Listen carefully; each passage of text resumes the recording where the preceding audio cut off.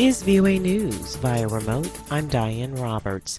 U.S. flights are slowly beginning to resume departures, and a ground stop was lifted after the Federal Aviation Administration scrambled to fix a system outage overnight that forced a halt to all U.S. departing flights.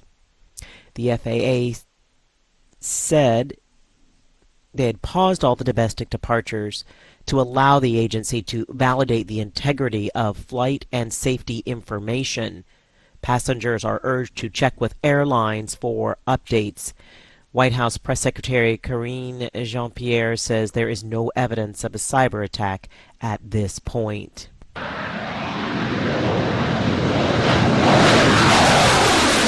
Taiwan's military conducted two-day joint force drills starting on Wednesday to show its defense capabilities to counter China's threats ahead of Lunar New Year holidays.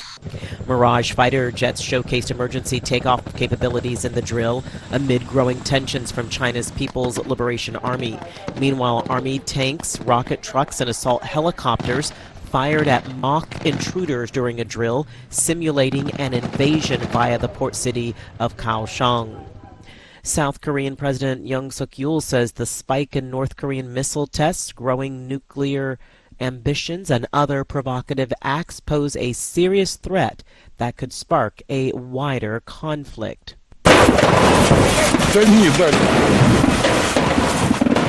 Kharkiv Emergency Services released video Wednesday showing crews extinguishing a fire at a fireworks warehouse. Local officials say Russian rockets hit Kharkiv late on Tuesday. No casualties were reported. This is VOA News. An attacker wounded 6 people in an unprovoked blade attack in Paris's busy Gare du Nord train station Wednesday morning before being shot and wounded by police, France's Interior Minister said. The Interior Minister said the suspect attacked several people, including a police officer, with a bladed weapon during the morning rush hour. Authorities said the weapon was likely homemade, and they said the assailant was currently between life and death in the hospital after being shot in the chest, this according to French media. U.S. President Joe Biden says he was surprised when he was informed that government records were found by his attorneys at a former office space in Washington. The top Republican on the House Intelligence Committee has requested that the U.S. intelligence community conduct a damage assessment of potentially classified documents found among the papers. Speaking at a news conference, President Biden says he doesn't treat classifications lightly. People know I take classified documents and classified information seriously. Mr. Biden says his attorneys did what they should have when they immediately called the National Archives about the discovery. The Department of Justice is reviewing the matter. Internal documents obtained by the Associated Press show the World Health Organization knew of past sexual misconduct charges against a doctor who was accused of harassing a woman in the fall. More from VOA's Tommy McNeil. A detailed complaint against the doctor was previously shared with senior WHO directors and others, but it's unclear if any investigation was ever conducted. When a woman alleged the same doctor sexually assaulted her at a Berlin conference in October, WHO Director General Tedros Adhanom Ghebreyesus said he was horrified. He said at the time that the agency has zero tolerance for such misconduct. Tommy McNeil, VOA News, Washington. British lawmaker Andrew Bridgen has been removed from the Parliamentary Conservative Party over comments he made on Twitter relating to COVID-19 vaccines, the party said on Wednesday. Prime Minister Rishi Sunak said it is utterly unacceptable for Andrew Bridgen to compare COVID-19 vaccines to the Holocaust. His party says he crossed the line. Thousands of British ambulance workers were holding a second day of strikes Wednesday over pay and conditions, during which they will only respond to the most urgent cases. Their first strike took place in December. Further action is planned in January. A spokesperson for one of the trade unions representing ambulance workers says the government had months to intervene and hasn't. So the Secretary of State's now really clear. He's acknowledged that he understands that resolving this dispute isn't going to be a case of talking about pay for the future. It's going to need making improvements to the current pay year. That means making us an offer that improves pay ahead of April the 1st. This is VOA News. Please subscribe, like, or comment. Thank you.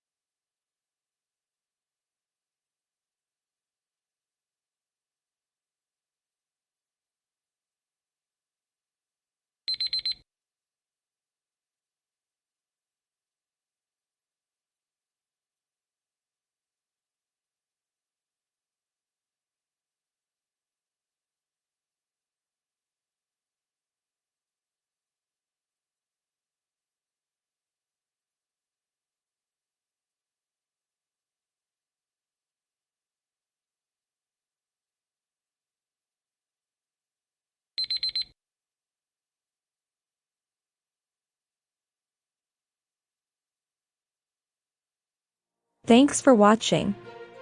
Please like, comment, or subscribe.